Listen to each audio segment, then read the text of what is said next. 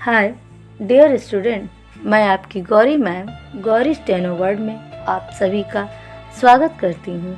मैं इस प्लेटफॉर्म पर हिंदी इंग्लिश डिक्टेशन की स्पीड प्रैक्टिस क्रमवार तरीके से करा रही हूँ, जो आपके सभी स्टेनो एग्ज़ाम के लिए बहुत ही महत्वपूर्ण है। तो आइए अब डिक्टेशन स्टार्ट करते हैं। अनुपम, एक्सरसाइज 2 स्टार्ट। जब तक हिंदी भाषी हिंदी को हृदय से स्वीकार नहीं करते, तब तक वह राष्ट्रभाषा का स्थान नहीं पा सकती है। अक्सर यह सुनने में आता है कि हिंदी भाषा में वैज्ञानिक साहित्य या न्यायिक साहित्य कम है या नहीं के बराबर है। यह बात बिल्कुल निराधार है।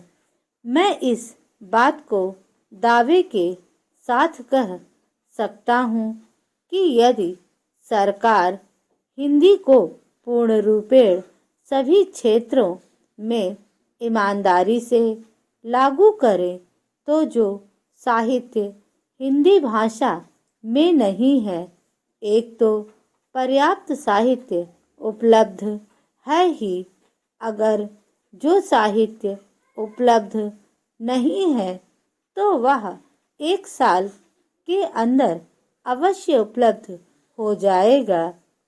इस संबंध में अक्सर यह सुनने में आता है कि हमारे यहाँ अभी स्नातकोत्तर पढ़ाई के लिए पर्याप्त साहित्य नहीं है।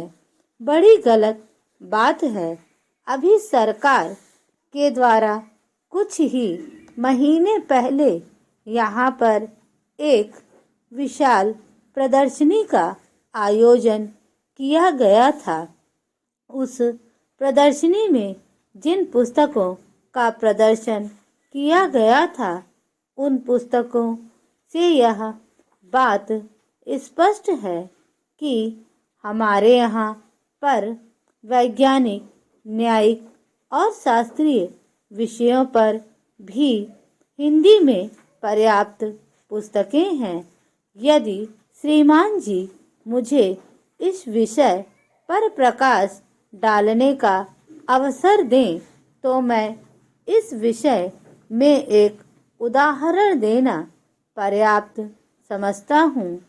पहले समय में मैट्रिक पढ़ाई का माध्यम अंग्रेजी था और यह दलील दी जाती थी कि हमारे यहाँ पर मैट्रिक की पढ़ाई का पर्याप्त साहित्य नहीं है।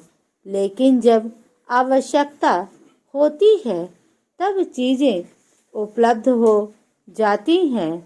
ज्यों ही मैट्रिक में हमारी राष्ट्रभाषा हिंदी तथा अन्य भारतीय भाषाओं को सरकार ने माध्यम बनाया, त्यों ही सारा साहित्य जो अभी तक नहीं था 6 महीने में तैयार हो गया।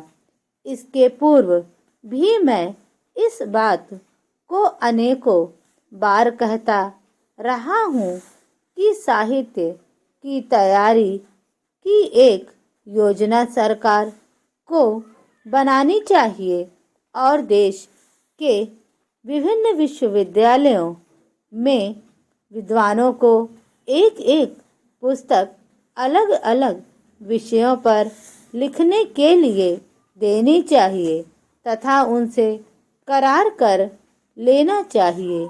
और मेरा विश्वास है कि 1 वर्ष के अंदर कोई ऐसा ग्रंथ नहीं है जो तैयार ना हो सके। तो साहित्य तैयार नहीं है, यह बड़ी गलत दलील है। इस प्रकार की गलत दलीलों से राष्ट्रभाषा हिंदी का अपमान ही होता है।